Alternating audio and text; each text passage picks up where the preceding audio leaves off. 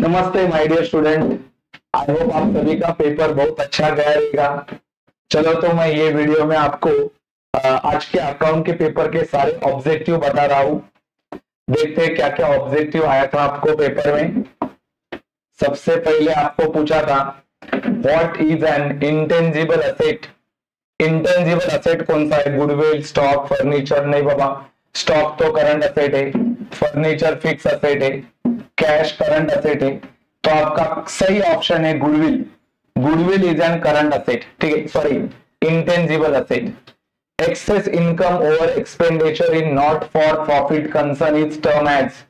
देखो excess income, जो income ज्यादा होता है, किससे इनकम ज्यादा होता है? एक्सपेंडिचर से। इनकम ज्यादा होता है मतलब डेफिसिट बिल्कुल नहीं, प्रॉफिट बिल्कुल नहीं, लॉस बिल्कुल नहीं। जब इनकम ज्यादा होता है एक्सपेंडिचर से एनपीओ के टॉपिक में, तब आंसर को नाम दिया जाता है सरप्लस, ठीक है। देखते हैं अगला objective. Dickey's partner in the value of asset should be dash to the profit and loss adjustment account. I'm sorry, यहाँ पे लिखा है decrease in the value of asset. अगर असेट का वैल्यू कम हो गया तो वो प्रॉफिट एंड लॉस अकाउंट के डेबिट में भेजा जाता है, क्योंकि डेबिट में बिजनेस का क्या होता है? लॉस। बोलो, असेट का वैल्यू कम हो गया मतलब लॉस हो गया। Dissolution expenses are credited. देखो डिसोल्यूशन एक्सपेंसेस का एंट्री आता है realisation account debit to cash and bank account, तो हो जाएगा कैश एंड बैंक अकाउंट के लिए, ठीक है। देखते हैं अगला ऑब्जेक्टिव क्या है। Notary public is what?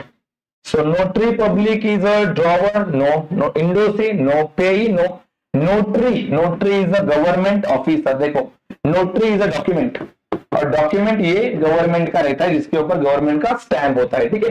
तो ये सही ऑप्शन है इसका, दैट इज गवर्नमेंट ऑफिसर। आगे आया है complete the sentence. Trading account is prepared on the basis of which expenses. Trading account के अंदर कौन से एक्सपेंसेस आते हैं? My dear student, trading account के अंदर सारे डायरेक्ट एक्सपेंसेस आते हैं। Income and expenditure account is a nominal account. 11वीं का बेसिक है नॉमिनल अकाउंट। इनकम और एक्सपेंडिचर दोनों नॉमिनल में आता है। डिकीज partner executor account is shown on the dash side of the balance sheet. तो डिकीज पार्टनर एग्जीक्यूटर, देखो एग्जीक्यूटर का अकाउंट है जो है वो जाता है लाइबिलिटी साइड, लाइबिलिटी साइड में जाता है। Fix deposit account comes under which group? Fix deposit is a investment. तो फिक्स डिपॉजिट अकाउंट जो है इन्वेस्टमेंट के ग्रुप में आता है। If an asset is taken over by the partner which account is debited? Capital account. Partners capital account लिखा रहेगा तो भी चलेगा। अगर asset taken over by partner होगा तो पार्टनर्स कैपिटल अकाउंट डेबिट होता है। तो ये इसके सही जवाब है। आगे find the odd word out. देखो ये सबसे सिंपल आया था ऑड वर्ड को, दिखाता हूं क्या आया है। देखो ऑड वर्ड में ये आया था ऑड वर्ड में। वेजेस ट्रेडिंग का है, सैलरी प्रॉफिट एंड लॉस का है, रॉयल्टी ट्रेडिंग का है, इंपोर्ट ड्यूटी ट्रेडिंग 1 2 3 ये ट्रेडिंग में जाता है। ये अकेला नाम जाता है प्रॉफिट एंड लॉस में, मतलब ये सही जवाब है। ये और है। मशीनरी असेट है, फर्नीचर असेट है, कंप्यूटर असेट है, रेंट कोई असेट नहीं है, तो ये सही जवाब है। ये और वर्ड है।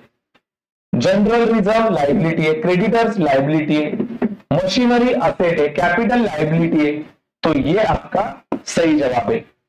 नोटरी पब्लिक गवर्नमेंट ऑफिसर होता है, ये प्राइवेट लोग है, तो ये तुम्हारा सही जवाब है। एट पार शेयर का वैल्यू होता है, एट प्रीमियम शेयर का value, at discount, at loan ऐसा कोई शेयर का वैल्यू नहीं होता, तो ये तुम्हारा ऑल वर्ड है। आगे दिया है उन्होंने, डू यू एग्री और डिसएग्री? सबसे सिंपल पूछा है, देखो एग्रीड की disagree. Partnership firm is a trading concern. Partnership firm is a trading concern 100% इसके ऊपर एग्री है। पार्टनरशिप फर्म हो गया तो भी बिजनेस ही करता है, वो ट्रेड करता है।